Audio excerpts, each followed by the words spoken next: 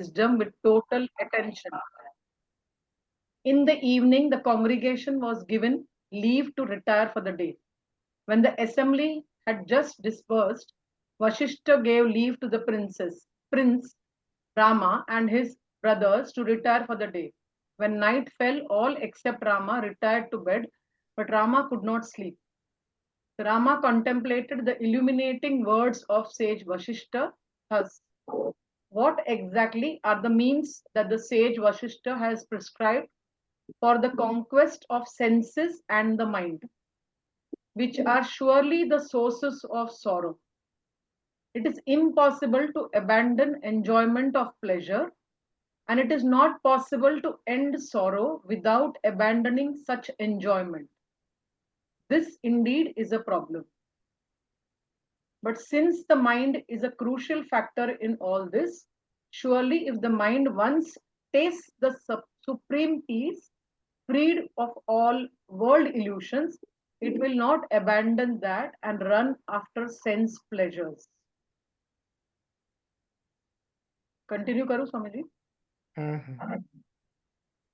Oh, when will my mind rest in the infinite, even as a wave is reabsorbed in the ocean? When will I be free from all craving? When will I be blessed with equal vision? When will I be rid of this terrible fever of worldliness? O my intellect, you are my friend. Contemplate the teachings of sage Vashishta in such a way that we shall both be saved from the miseries of this worldly existence. When the day dawned, Rama and others got up and performed their morning religious functions. Soon after this, all of them entered the assembly and took up the respective places. Opening the day's proceedings, Dasharatha said, O blessed Lord, we feel highly elevated by the words of supreme wisdom that you uttered yesterday.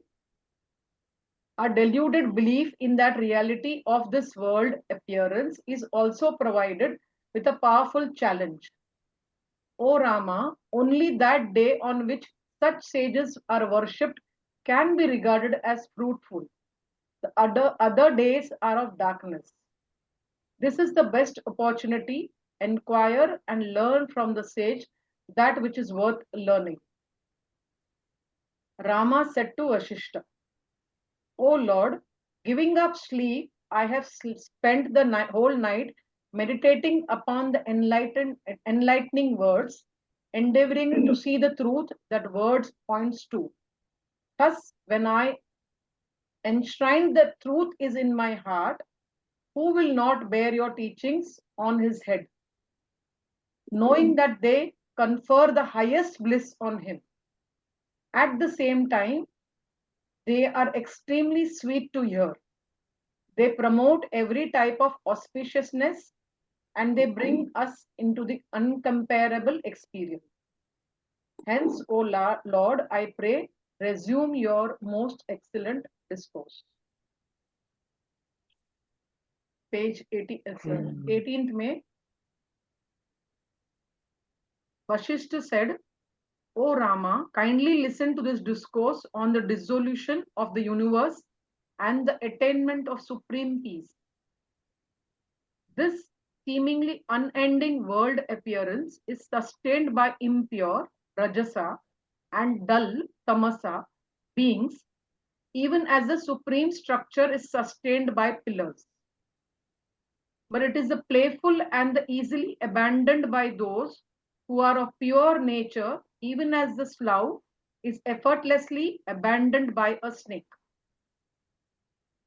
They who are pure, sattvika nature, and those whose activities, rajas, are based on purity and light, that is sattva, do not live their life mechanically, but inquire into the origin and the nature of this world appearance. When such inquiry is conducted with the help of the right study of scriptures and the company of holy ones, there arises a clear understanding within oneself in which the truth is seen as in light of a lamp. Not until this truth is perceived by oneself, for oneself, through such inquiry, is the truth seen truly. O Rama, you are indeed of pure nature. Therefore, inquiry into the nature of truth and the falsehood, and be devoted to the truth. That which was not in the beginning and which shall cease to be after a time, how can that be regarded as truth? That alone can be regarded as truth, which has always been and will always be. तो कल हमने हिंदी में बताया. Birth is of the mind, O Rama, and growth is mental too. And when the truth is clearly seen, it is the mind that is liberated from its own ignorance. Hence, let the mind be led along the path of righteousness by the prior study of the scriptures, company of the holy ones, and the cultivation of dispassion. Equipped with these, one should resort to the feet of the master or the guru, whose wisdom is perfected. By faithfully adhering to the teachings of the master, one gradually attains to the plane of total purity. O Rama, behold the self by the self through pure enquiry, even as the cool perceives the entire space.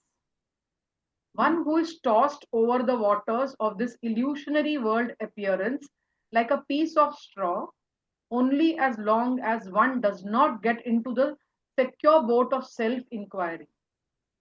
Even as the particles of sand floating in the water settles down when the water is absolutely steady, the mind of a man who has gained the knowledge of the truth settles down in total peace.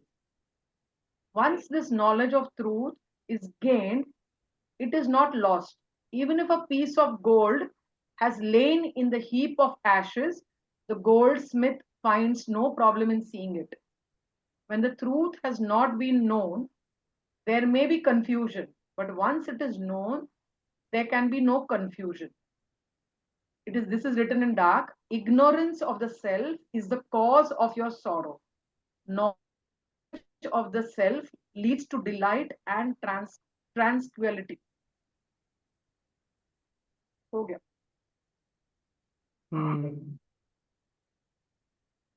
Soni Hindi में भी एक बार पढ़ो.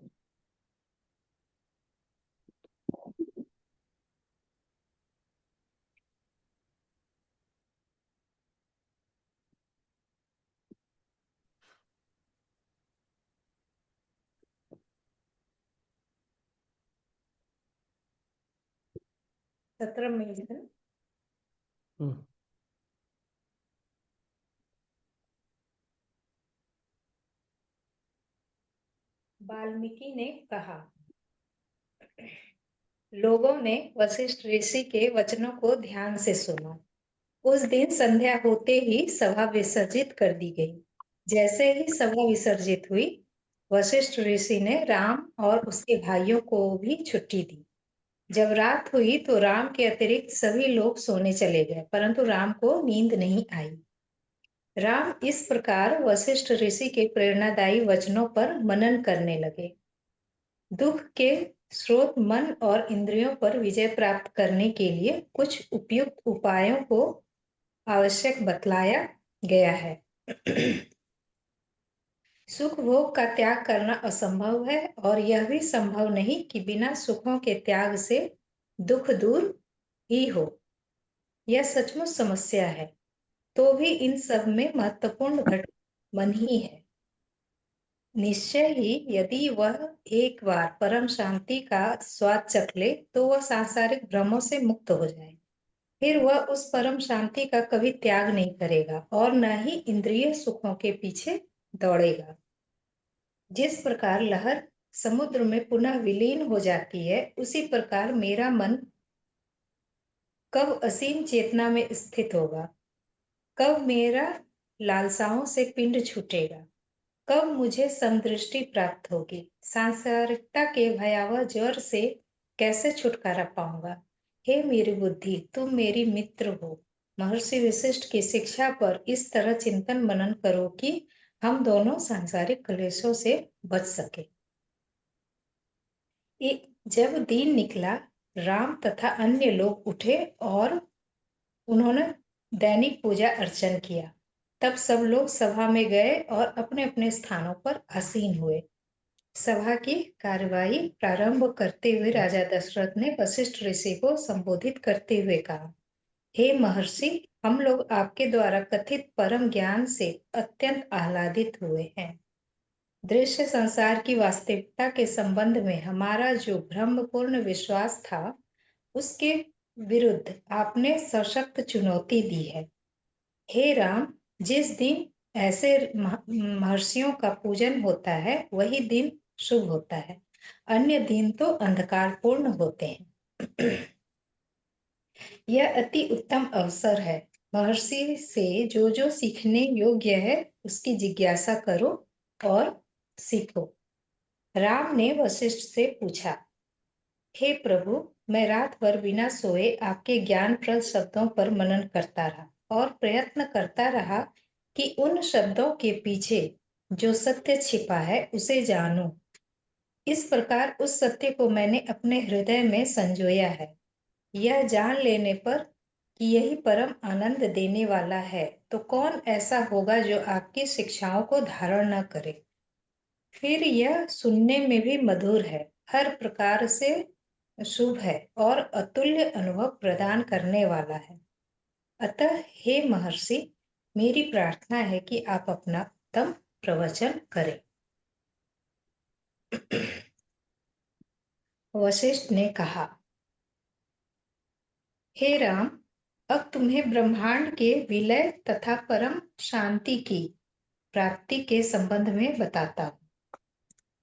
इस अंतहीन दिखाई देने वाले दृश्य संसार को राजसिक तथा तामसिक जीव उसी प्रकार धारण करते हैं जिस प्रकार विशाल ढांचे को खंभे धारण करते हैं, परंतु जिनकी विशुद्ध सात्विक प्रकृति होती है वे खेल खेल में ही उसका त्याग ठीक वैसे ही कर देते हैं जैसे सांप सहज रूप से अपनी केचुली छोड़ देता है। जो सात्विक प्रकृति के होते हैं वे शुभ कर्म करते हैं। वे यांत्रिक ढंग से जीवन निर्वाह नहीं करते, बल्कि इस दृश्य संसार की उत्पत्ति और उसके स्वरूप के संबंध में चिंतन करते हैं। जब उनका यह चिंतन शास्त्रों के अध्ययन के द्वारा पुष्ट होता है तो उन्हें प्राप्त होने वाले ज्ञान में वैसे ही सत्य के दर्शन होते हैं जैसे दीपक में प्रकाश दिखाई देता है। अनुसंधान के द्वारा ही इस सत्य को जाना जा सकता है। हे राम, तुम्हारी प्रकृति सात्विक है, इसलिए सत्य और असत्य का अनुसंधान करो और सत्य के प्रति समर्पित हो जाओ। जो आरंभ में नहीं था, जो समय पाकर रहेगा भी नहीं, उसे सत्य कैसे कहा जा सकता है? सिर्फ उसे ही सत्य कहा जाएगा जो सदा रहा है और सदा रहेगा भी। हे राम, मन की उत्पत्ति और विकास मानसिक ही है। जब स्पष्ट रूप से सत्य के दर्शन होते हैं तभी मन को अज्ञान से मुक्ति मिलती है। इसलिए मन को सदा सद्मार्ग पर चलाना चाहिए। ऐसा धर्म ग्रंथों के अध्ययन से, संतों की संगति से तथा वैराग्य की भावना से ही संभव है। इनसे युक्त होकर गुरु के चरणों की शरण लेनी होगी, क्योंकि उसी को पूर्ण ज्ञान प्राप्त होता है। अपने गुरु की शिक्षाओं का पालन करके शिष्य पूर्ण रूप से सात्विक धरातल पर पहुंच जाता है। हे राम, जिस प्रकार शीतलता संपूर्ण आकाश में व्याप्त होती है, उसी प्रकार अनुसंधान के द्वारा असीम आत्मा को अपनी आत्मा जानो। जीव इस भ्रामक दृश्य संसार रूपी सागर में तब तक तिनके की तरह उठता गिरता रहता है जब तक उसे अनुसंधान रूपी नौका प्राप्त नहीं होती। जिस प्रकार जल के शांत होने पर उसमें तैरने वाले बालू कर्ण नीचे बैठ जाते हैं, उसी प्रकार सत्य का ज्ञान प्राप्त कर लेने वाला मन भी शांत हो जाता है। इस प्रकार प्राप्त होने वाला सत्य का ज्ञान कभी नष्ट नहीं होता। यह वैसे ही बना रहता है जैसे राख में होने वाले सोने के टुकड़े को सुनार देख लेता है। भ्रम तब तक रहता है जब तक उसे जान नहीं लिया जाता। जब उसे जान लिया जाता है तब वह नहीं रहता। आत्मा का ज्ञान न होना ही दुख का कारण है। आत्मज्ञान आनंद और शांति प्रदान करता है। सुधा जी आप कुछ बोल रही हैं? मुझे 2 questions। वो 17 पेज पे सा लिखा क्यों है कि only the day when you worship the sages it is a day of fruitfulness and otherwise it is darkness कर। वो तो ये है क्योंकि अ, पूरे संसार में अगर कोई एक संगति है जो जिसकी उपस्थिति से हम मुक्त हो सकते हैं, वो तो गुरुओं की है ना, संतों की है। बाकी तो सारी संगति जाने अनजाने हमको संसार में फंसाती है। केवल वही है जो संसार के पार ले जाती है या ले जाने का मार्ग दिखाती है एटलीस्ट। मार्ग भी दिखाती है, बिठाती भी है। वो जो गुरुदेव बोलते हैं ना, केवल मैं तुमको मार्ग नहीं दिखाता, पहुंचाता हूँ। हम्म। ये शब्द हमको कभी नहीं भूलना चाहिए। मार्ग दिखाने वाले तो खैर फिर वही बात हो जाएगा ना कि जो मैं अक्सर ये बात बोलता हूँ, ज्ञान तो पुस्तकों में, पुस्तकालयों में, लाइब्रेरीज में भरी पड़ी है ना, और उससे जीवन कितना बदलता है। जब तक कोई हमको वहां तक पहुंचा न दे तब तक। इसीलिए ऐसा लिखा हुआ है, क्योंकि एक तो ठीक है बताने वाले हैं, बता देते हैं, लेकिन पहुंचाना, जैसे शांति के बारे में, शांति जो भी है, प्रेम के बारे में बोलने वाले बहुत लोग हैं, लेकिन प्रेम जिसकी उपस्थिति में एहसास हम्म। होता। और बात है कि एक बार एहसास, वैसे तो किसी की भी उपस्थिति में प्रेम का एहसास हो सकता है, पर वो एहसास टिकता नहीं है। केवल इनके गुरुओं की, संतों की उपस्थिति में ये जो एहसास है ये हमेशा विद्यमान रहता है। इसीलिए। और और दूसरा दूसरा क्या बोले? पेज 18 में स्वामी जी स्टार्टिंग में जो स्नेक का बताया हुआ ना, स्वामी जी विल जस्ट एक्सप्लेन दैट ना। Unending world appearance is sustained by rajas and tamas beings. Even as the superstructure is sustained by pillars, even if it is playful and easily abandoned by those who are pure nature, even as though effortlessly done as if like a snake, abandoned by a snake। तो उसका वो तो समझ में नहीं सांप आता। अपना समय पे सांप अपना वो ऊपरी स्किन छोड़ता है, ये तो पता है ना, केचुली हम्म। बोलते हैं। हम्म। तो वो सांप के अंदर वो कैपेबिलिटी है छोड़ सकने की, है तो उसी के शरीर का हिस्सा, उसी के साथ उसका जन्म हुआ, फिर धीरे धीरे वो चढ़ जाता है, पर छोड़ नहीं पाता ना कोई और दूसरा जीव, केवल सांप छोड़ पाता है। तो हम, ये संसार तो हमको जन्म के साथ मिल ही गया, हमने कोई मांगा तो नहीं था कि हमको जब हमारा जन्म हो तो ये संसार हमको दे दो। संसार के बारे में जो भी हमारा सोच है, धारणा, हम तो बचपन में कुछ भी नहीं जानते थे, हमको जो भी मिला, चाहे बड़ों से मिला हो, संसार से, समाज से मिला मिला तो अपने आप, पर छोड़ने की क्षमता भी तो होनी चाहिए। तो जो हम या जानते, रजस और तमस का क्या क्या एक्सप्लेनेशन?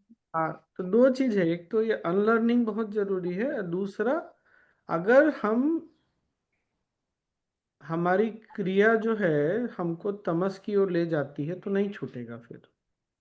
तमस बंधन का बहुत बड़ा कारण है। हम तभी छोड़ सकेंगे जब हमारे जो भी बात व्यवहार, हमारा कर्म, एक्शन जो बोलते हैं, बहुत बार एक्शन को क्या बोला जाए, कर्म नहीं, हम जो भी क्रिया करते हैं, जो भी करते हैं, वो जब तक सत्व की ओर जाता हुआ नहीं है तब तक तो नहीं संभव, छोड़ पाना संभव नहीं है। फिर वो जो भी धारणा है वो नहीं छूटेगी हमसे। तो Swami ji, to go towards Satvikta, we will have to be, I mean, person will have, maybe either in Rajas or Tamas, no? है ना, ये तो है ही। सत्व भी हमारे अंदर है, लेकिन क्या डोमिनेट करता है हमारे ऊपर, क्या हावी है, ये बहुत महत्वपूर्ण है। कोई भी व्यक्ति बिना सत्व के जी नहीं सकता। कम से कम जब वो नींद में सोता होगा, जब भी हम सोते हैं, कोई भी व्यक्ति सोता है तो सब छोड़ता तो है। वो जो छोड़कर जो विश्राम करना, उससे सत्व बढ़ता है, शांति आती है। लेकिन धीरे धीरे फिर हम पकड़ लेते हैं सारी चीजों को। So Rajas will always be impure only. रजस इम्प्योर नहीं होता है, रजस की दिशा होती है, या तो इस दिशा में जाएगा या इस दिशा में जाएगा, दोनों में से किसी एक दिशा में जा सकता है। जैसे हम जैसे अब हम लोग साधना करने लगे, तो हमने अपनी ऊर्जा को किधर लगाया? सत्व की ओर लगाया। हम ज्ञान की चर्चा में आते हैं, सत्संग में जाते हैं, तो कहाँ लगा रहे हैं? उधर सत्व की ओर लगा रहे हैं। अब कोई कोई दुनिया में उलझने के लिए भी तो हम लगाते ही हैं ऊर्जा को, और पैसा कैसे आ जाए, और सुख कैसे मिलेगा हमको, तो ये दूसरी ओर लेके जाएगा। क्योंकि दुनिया में चाहे कितना भी मिल जाए, जो हमने हैप्पीनेस में भी सीखा है, जो हम सिखाते हैं, कितना भी मिल जाए वो संतुष्टि नहीं होती कभी, तो वो और बेचैन करता है। इसीलिए तो दुनिया से जितना जुड़ेंगे, जड़ता बढ़ते जाती है। इसीलिए यहाँ पे ये बोलना, ये जो क्या बोलते हैं, प्रकरण आरंभ, राहुल तुमको मैसेज किए हैं, बाद में देख लेना सारा प्रकरण का नाम हिंदी में। जी सर। हाँ, तो वो अपने ग्रुप में भी कर दिए, एलिमेंट्स वाले ग्रुप में।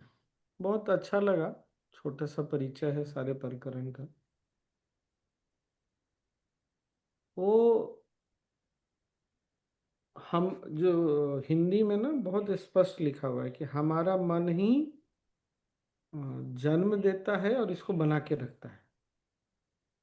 इंग्लिश में क्या लिखा है, वर्ड भूल गया। उत्पत्ति, हिंदी में तो उत्पत्ति और उसके विकास, संसार के बारे में जो भी हम सोचते हैं, उसका मतलब इसकी उत्पत्ति हम हमारे मन के कारण है, और इसका चलना भी हमारे मन के कारण ही है। और मन, अच्छा, बहुत बार गुरुदेव ये भी बोलते हैं कि हमारे यहाँ ना सत्व को बहुत बार बोला गया, तो सत्व केवल वो गुण नहीं होता है। सत्व बहुत बार बुद्धि को भी बोलते हैं। बुद्धि जब शुद्ध आचरण में होती है तो उसको सत्व बोलते हैं। भगवत गीता में जैसे भगवान ने बोला सत्व शुद्धि करो। सत्व शुद्धि मतलब सत्व तो स्वयं शुद्ध होता है, उसको कैसे कोई शुद्ध कर सकता है? तो यहाँ सत्व शुद्धि का मतलब है बुद्धि को शुद्ध शुद्ध करो।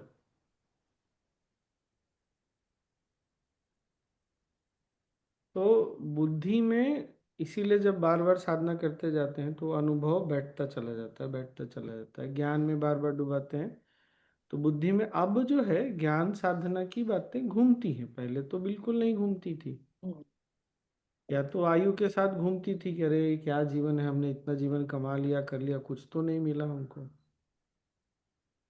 तो फिर अब धीरे धीरे वो जागना शुरू होता है। तो बुद्धि, लेकिन अभी भी हम सबका तो दुनिया में ही उलझा हुआ है, क्या करें। सेवा में भी आते हैं तो हमको ये नहीं समझ में आता कि सेवा में भी छोड़ना सीखना चाहिए हमको। छूटता नहीं। मान लीजिए कोई इवेंट हो रहा है, जैसे लातूर में हुआ, दिल्ली में हुआ, नागपुर में हुआ। अब कुछ तो हमने एक लक्ष्य, टारगेट तो रखा है, लेकिन वो लक्ष्य हमारे ऊपर इतना हावी हो जाए तो फिर तो गड़बड़ हो जाएगा। तो इसका मतलब हमको अपने कर्म पर, अपने सत्व पर भरोसा नहीं है, गुरु पे भरोसा नहीं। वो नहीं, मैंने एक बार शेयर किया था कि जब YLTP में शुरू शुरू में सेवा में आया था ना, मैं as a YLTP coordinator Jharkhand, तो कुछ समय के बाद ऐसा हो गया कि सोने के बाद भी वही सब चलता रहता था, सपने में भी वही सब आता था। तो एक बार मुझे लगा ऐसे तो मैं तो गड़बड़ हो गया, ये तो मैं तो फंस जाऊंगा ऐसे तो। उसके बाद छूट गया। तो जैसे शुरू शुरू में जब कोई माँ बनता है, बनती है, पिता बनता है, कोई बच्चे आते हैं तो कहते हैं दिन भर वही सब घूमता रहता है। या किसी की नई नई शादी होती है तो घर परिवार की बातें दिन भर, वो फिर हम संसार में उलझ रहे हैं।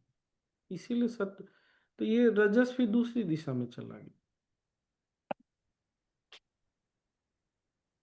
नहीं, मैंने एक बार उदाहरण बताया था कि अभी मैंने जर्मनी में भी किसी को बताया कि कॉलेज में था, तो नाम नहीं लेता हूँ, अभी भारत के बहुत बड़े व्यापारी हैं, उनसे किसी ने इंटरव्यू लिया, जर्नलिस्ट ने, और फिर उसने लास्ट में लिखा कि उस इंटरव्यू के बाद रात भर मैं सो नहीं पाया, केवल दिमाग में ये घूमता रहा कि पैसा कैसे बनाना है।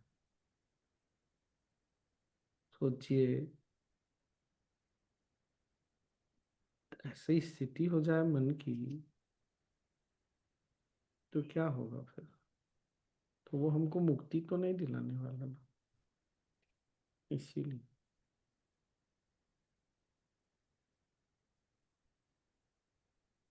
मन अभी भी घूमता है, वो तो राम जी अपने इसमें बता ही रहे हैं कि देखो, अपनी बुद्धि से प्रार्थना कर रहे हैं कि मेरी बुद्धि, तुम मेरे मित्र हो, इसको गुरु के वचनों में लगाओ, स्वयं को लगाओ, मुझे भी सहायता करो। ये समर्पण है, यही समर्पण है। जो गुरुदेव बोलते हैं ना, तुम अपने मन से संघर्ष करके नहीं जीत सकोगे कभी।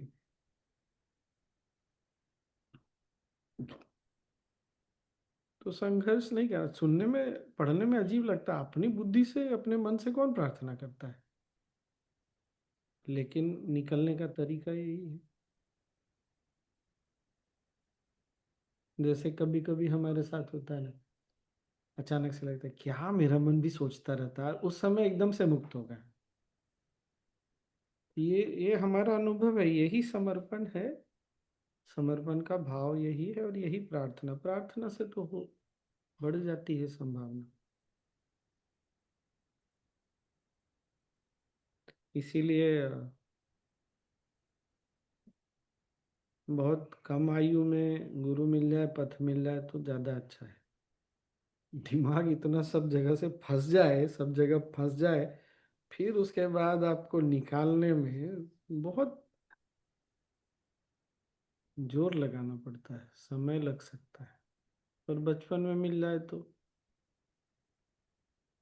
बहुत सुंदर है ना।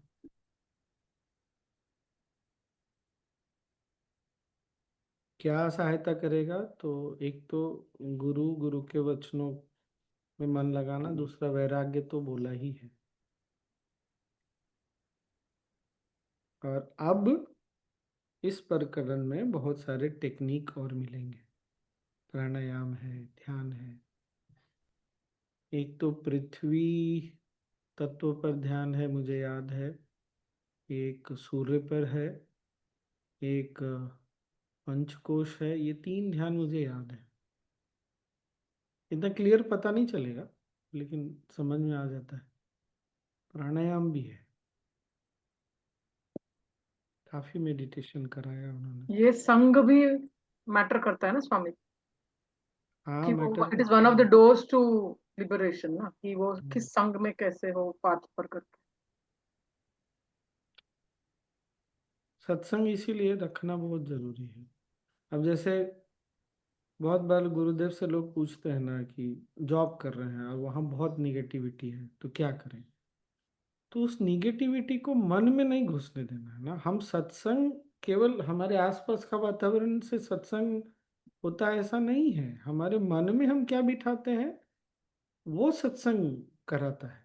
क्या हम इस बात के प्रति सजग हैं कि मेरा मन आसपास के लोगों को, परिस्थितियों को दोष देने के लिए ज्यादा तैयार है, बशर्ते कि अपने आप की जिम्मेदारी लेना कि देखो मेरा मन इन सब चीजों में अटक रहा है, ये मेरे मन की प्रवृत्ति है। ये नहीं देखता मन, सीधे जाके गुरु को बोल रहा है, अरे तुम कितना अपनी संगति बदल लोगे, कहाँ चले जाओगे पृथ्वी पे, है ना। बहुत सारे लोग तो आश्रमों में भी रह ही रहे हैं, अलग अलग आश्रमों में। तो वहां क्या सबका मन संभल ही गया क्या? ऐसा तो नहीं होता। वहां भी हम संगति अपनी ढूंढ लेते हैं वैसे लोगों की।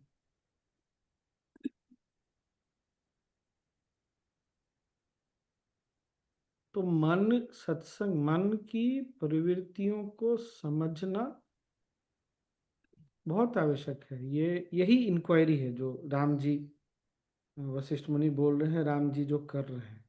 और इसको आगे भी बताया है कि देखना कि मेरा मन अभी भी ऐसे क्यों चलता है। कभी कभी दुख में आदमी ऐसा सोचता है, क्या यार सुबह सुबह क्या बात दिमाग में आ रहा है, नहीं कितना बार एकदम सुबह सुबह दिमाग में ये सब खोपड़ी में घूमता है, तो लगता है क्या चल रहा है। वो दुख में कभी कभी अरे देखो आज सुबह सुबह चालू हो गया ये। तो दोनों में थोड़ा सा अंतर हो जाता है, लेकिन वो है हमारे अंदर अनुसंधान की प्रवृत्ति भी जाग जाती है, विवेक, फिर उससे अपने आप विवेक जाग जाता है। ऐसे देखना, इतनी बड़ी दुनिया में, जैसे आज बीच पे चल रहा था ना, तो ये तो वैसे भी यूरोप है, और छोटे छोटे बच्चे, बूढ़े, यंग सर्फिंग कर रहे हैं। अब बहुत सारे लोग सर्फिंग सीख रहे हैं, बहुत सारे लोग सर्फिंग जानते हैं। तो मन क्या देख रहा है वहां पे? कहीं कहीं लहरों को देख रहा है, कहीं लोगों को देख रहा है, कभी अपने ऊपर ध्यान है। तो क्या इस बात के प्रति मन सजग है? अपने अंदर सजगता है कि मन क्या कर रहा है, कहाँ जा रहा है? उनको देख के कहीं ऐसा तो नहीं मन में भाव आ रहा है कि, बहुत बार होता है ना, देखते देखते लगता है एक दिन हम भी करेंगे, तो देखो एक मन में इच्छा जाग गया।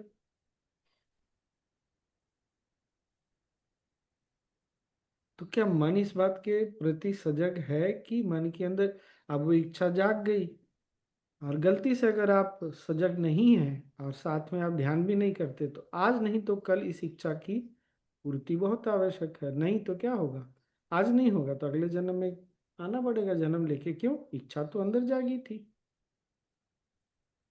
क्योंकि मन एक बार गति ले लेगा तो जब तक उसको रोकेंगे नहीं तब तक वो रुकेगा नहीं। और मन तो मरने पे, शरीर के मरने पे, शरीर देह त्याग पे रुकता नहीं है। तो क्या मन इसके लिए सजग है? क्या इच्छाएं उठ रही हैं, कहाँ भागता है? कभी कभी ऐसी स्थिति में जाओ ना तो लगता है अरे कितना अच्छा है, बार बार आएंगे। एक बार इच्छा जाग गया, ये बात पकड़ में आई ना, तुरंत इच्छा जाग जाता है। तो वो मन के प्रति सजग होना बहुत जरूरी है। यही इंक्वायरी है, अनुसंधान। क्यों मेरा मन आज भी भागता है इतना? क्यों कितनी इच्छाएं करेगा वो? तो जब ऐसे करते हैं ना तो फिर वो अपने आप सब छूटने लगता है।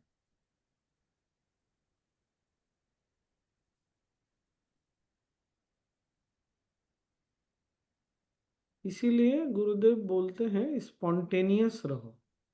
स्पॉन्टेनिटी में, स्पॉन्टेनियस को हिंदी में क्या बोलेंगे? सहज, हाँ, सहज रहो। उसमें क्या होता है ना, निरंतर हाँ निरंतरता कौन से बिना नहीं, स्पॉन्टेनियस का मतलब है आप बहुत मतलब जो आपके लिए सहज है आप वो कर रहे हैं।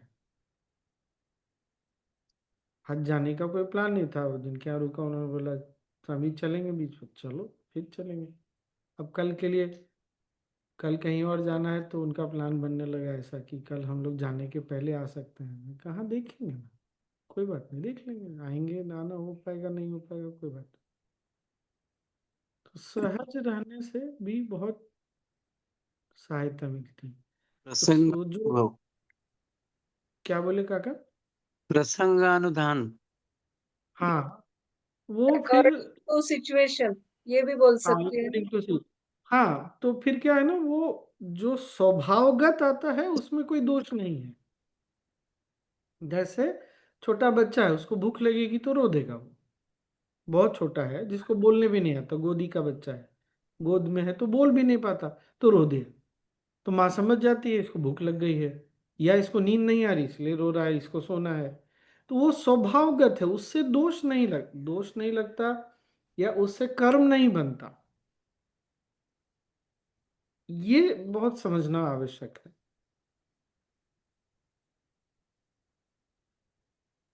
तो ये सब चीजें हैं, बहुत सहायता करेगी। वो याद रखना है, विवेक और वैराग्य बहुत ज्यादा काम आएगा। विवेक अनुसंधान इंक्वायरी से विवेक जागता है, और वैराग्य बना के रखना है, छोड़ने आना चाहिए। मन गधा है, भागता है, तो कोई बात नहीं, जाओ, तुम्हारी तो पुरानी आदत है, हम क्या करें, हम तो तुम्हारे पीछे नहीं जाने वाले। तो इतना तो वैराग्य होना चाहिए कि मन अगर भाग गया तो उसके प्रति राग द्वेष नहीं। ये बात समझ में आई क्या? अब भाग गया तो उसके लिए द्वेष रख के दुखी होके क्या करना है?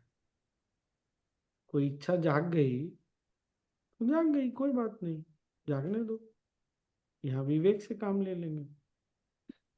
विवेक बोल रहा है कि अभी हमको ये नहीं करना है, अपने आप वैराग्य हो गया।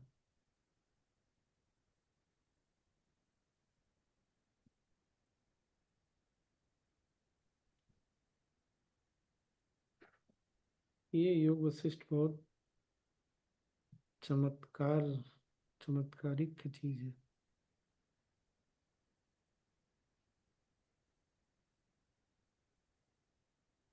क्या करें हम लोग, ये जो भगवत गीता का अध्याय है 3 गुणों वाला, वो वाला कर लें क्या?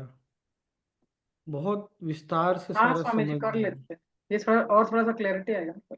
हाँ तो वो ठीक, कल से हम लोग क्या करेंगे, जिसके पास ही भगवत गीता वो भी निकाल लीजिए, और हम गुरुदेव का सुनेंगे, और फिर उसको कर लेते हैं, क्योंकि इतना डिटेल में भगवत गीता में बताया है ना, बहुत सुंदर रहेगा। अपना कौन वाला सा? Bhagavad Gita, art of living वाला, हाँ, और गुरु जी कोई वाला। कोई सा भी भगवत गीता हो चलेगा, देखेंगे गुरुदेव का, हम्म।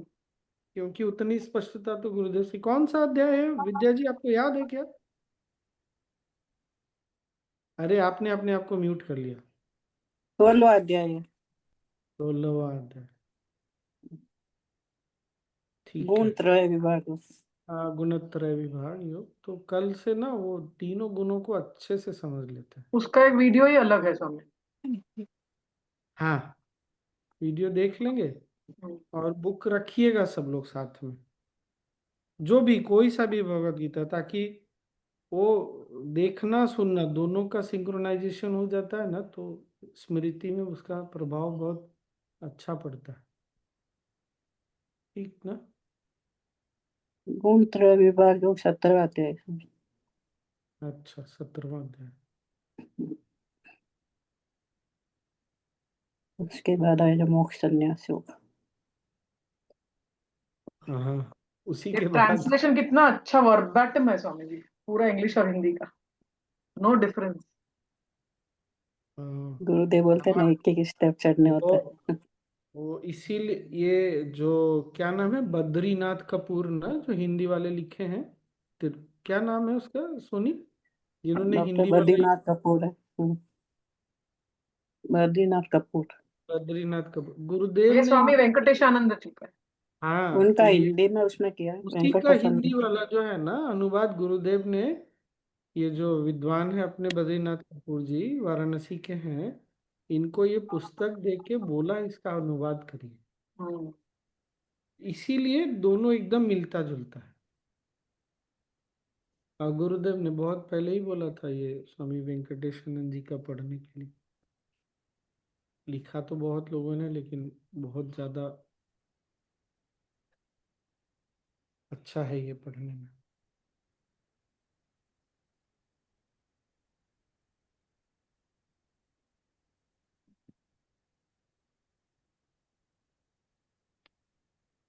बढ़िया।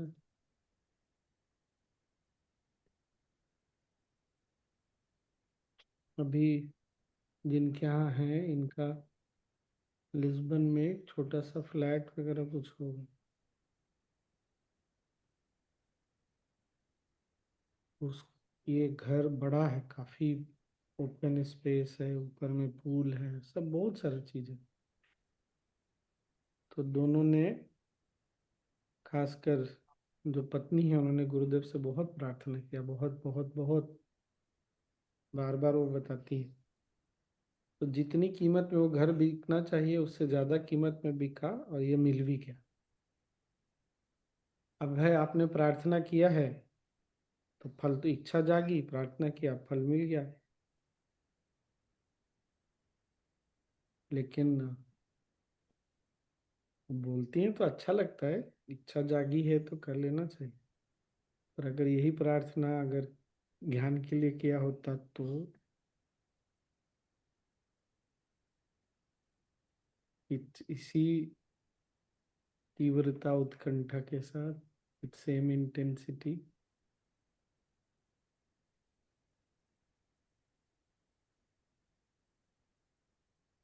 गुरु है तो मिल ही जाएगा, आज नहीं तो कल।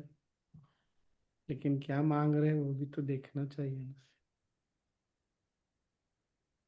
So मांग he has लेना। said that, na, Swamiji, ask for the highest. वही वही सत्व सात्विक स्वभाव रहेगा तो हाईएस्ट मांगेंगे। मांग अभी भी है। Hmm. मतलब this or the highest, whichever is good for me. क्या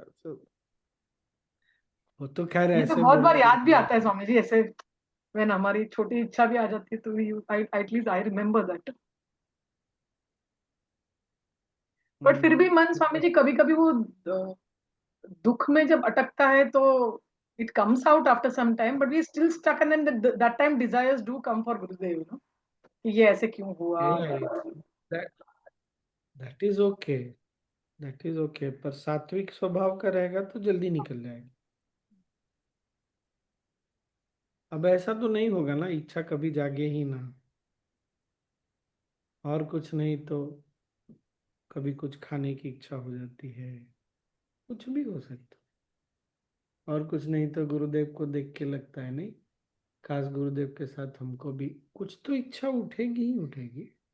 पूरी तरह शांत नहीं हुई तो थोड़ा विवेक हो, थोड़ा वैराग्य हो तो जीवन आगे बढ़ता रहता है।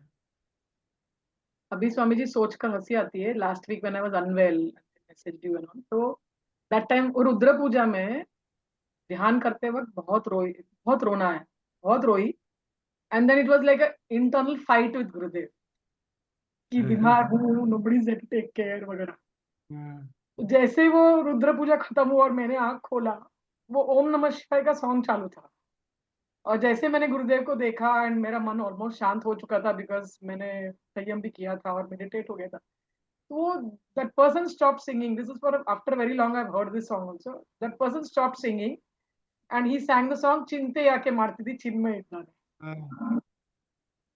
तो अरे दैट बड़े वाज लाइक दिन, या आंसर बड़े टू दिनों के बाद, हाँ, बड़े दिनों ये के बाद वो बड़े एग्जैक्टली दिनों दैट के, two lines he sang where I am there too, I have come here to resolve your issues, why are you worried. और वो then he again continued with ओम नमः शिवाय। तो I was like, then I realized, you know Swami ji की कितनी छोटी सी चीज थी and where I was stuck, and then for that also he still answered my. ये गाना उसके एक दो दिन पहले या तीन दिन पहले सत्संग में मनी भैया ने गाया। मैं कहा इतने समय के बाद ऐसा लगता है ये गाना ही, भजन ही गायब हो गया था। हाँ करेक्ट। तो वो हो जाता है, कोई बात नहीं है वो। कभी मन कुछ चाहे कुछ तो क्या है। अब यहाँ आया तो एक बड़ा सा टेलीस्कोप रखा। मैं जब छोटा था तो एक बार मैंने पापा को बोला मुझे टेलीस्कोप चाहिए। अब बच्चों को कितना पर, उस समय टेलीस्कोप मतलब पापा को बस है, इसको पता भी है कि टेलीस्कोप मिलता भी नहीं था आजकल जैसे अवेलेबल है, तो घर में टेलीस्कोप है। मैं बोला तुम लोग देखते हो तारा, तो कभी एक बार मुझे भी दिखाना। तो कोई बात नहीं है ना, क्या हो गया, तारे देखने का शौक अभी भी है। आसमान में तो जा नहीं पाते, तो घर बैठे बैठे तारा देख लेंगे, इसमें क्या है, कोई बात नहीं है, बहुत उलझना नहीं है बस। स्वामी जी, संयम का हम प्रैक्टिस 2 बार में इतना फर्क ला रहा है। डे 1 से मैं कर रही थी, फिर जब ये लास्ट 15 डेज में इतनी भाग दौड़ हो गई, अस्पताल ये वो वगैरह, तो मैं नहीं कर पा रही थी। फिर से अभी 2-3 दिन से हो रहा है ना, तो स्वामी जी मन की स्थिति में और वो खुद अपने आप में, वो फिजिकल और मेंटल हेल्थ में इतना फर्क समझ में आ रहा है स्वामी जी, कि नॉट डूइंग वंस। एक तो हम लोगों को, आप ठीक बोले, एक तो ये है कि जो टेक्निक मिला, ठीक है ना, लेकिन आप सोचिए कि हम कितने मजबूत हो गए हैं कि हम, अच्छा मन हमेशा एग्री करे ये तो संभव नहीं है ना, परिस्थितियों को तो छोड़ ही दें, पर मन और शरीर हमेशा सहमत हो जाए साधना करने के लिए, जिस समय करना है उसी समय, ऐसा होता तो नहीं है। हम्म। तो अपने अंदर की चेतना कितनी जाग गई, कितनी मजबूत हो गई है कि उसको लगा देते हैं। इसीलिए साधना के प्रति जब कमिटमेंट करते हैं तो वो हमको वैसे ही बहुत उठा देता है। इसलिए भी बहुत। और गुरुदेव का भी वो संयम के प्रत्यय का वो प्रति मतलब टुवर्ड्स संयम, हाँ, is this is so much ना स्वामी जी। आज भी उन्होंने पूछा, are you all prepared, I mean are you all ready, let's will do संयम टुमारो करके हो तो। मैं देख नहीं पाया क्योंकि डेली उस समय मैं साधना करने बैठ जाता हूँ, क्योंकि साधना करके सेशन के बाद अभी जाना है कोर्स में, और डेली इन लोग वीडियो तुरंत हटा देते हैं, मुझे स्वामी जी, लगता है। ध्यान मंदिर इतना ब्यूटीफुल बना दिया है, हाँ बाप रे। देख, वो देखा, वो शुरू का देखा, और आज ऊपर का तो बैठने का बैकग्राउंड वगैरह में, इतना ब्यूटीफुल बन हाँ वो बैकग्राउंड में गुरुदेव का ड्रेस के साथ एकदम मैच कर गया था आज। गया। वो अगर 2 घंटे किसी में ने, पेंटिंग किया है 4 लड़कों ने मिल, मेरे ग्रुप ने मिलके। आज वो बता रहे थे। हम्म, कितना बढ़िया। और कल से I mean I should tell everyone कि किसी ने मिस नहीं करना चाहिए कल से 4 दिन का सत्संग, बिकॉज संयम वाला होगा ना स्वामी जी। हम्म। महाराष्ट्र के बच्चा है, बहुत अच्छा पेंटिंग किया समझे। आज बहुत सुंदर बताया। सबने नहीं देखा है तो दिखा देता हूँ। यस। क्या गुरुदेव का दुपट्टा और पीछे का मैच सब कर रहा है, कुछ। इतना सुंदर। मैं देख रहा था, फिर गुरुदेव बोले कि चलो ध्यान करते हैं, तो मैं कहा चलो मैं जल्दी से साधना कर लेता हूँ।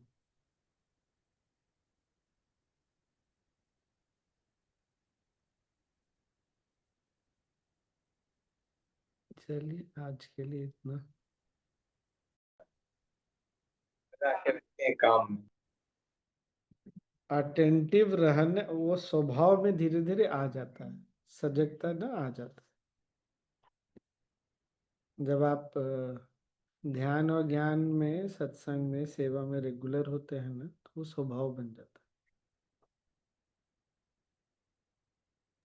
इन दिनों मेरे साथ हो रहा है स्वामी जी, इसलिए मैंने पूछा कि है। हाँ ठीक है, वो स्वभाव बन जाएगा, अभी वो होगा।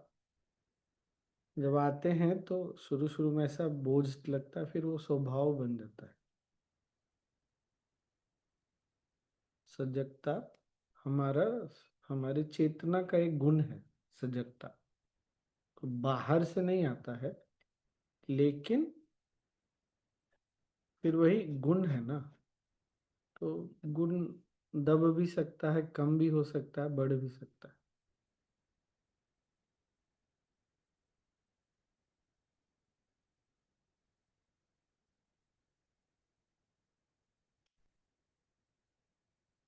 परसों टॉक था, सब लोग पुर्तगाली।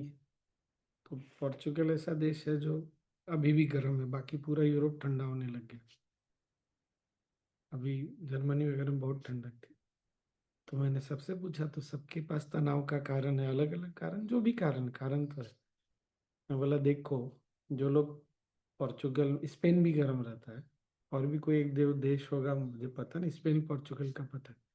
जो लोग बाकी जगह यूरोप में उनको लगता है हम पोर्चुगल जाएंगे, वो गर्म है। और यहाँ वाले तो पहले से ही तनाव में बैठे हुए हैं, तो मुक्ति किसी को नहीं है भाई। सब फंसे हुए हैं, मन को कहीं ना कहीं लगाए हुए हैं। सब हंसने लगे। हल्के ढंग से बोला था मैंने। वही है, करेंगे, मन भागता ही रहता है। सजगता रहे तो अच्छा रहता है, पता तो रहता है कि मन भागता है। धीरे धीरे राहुल हल्कापन भी आ जाएगा, बोझिल नहीं करेगा। जैसे मुझे अब हंसी आती है, तो ठीक है ना।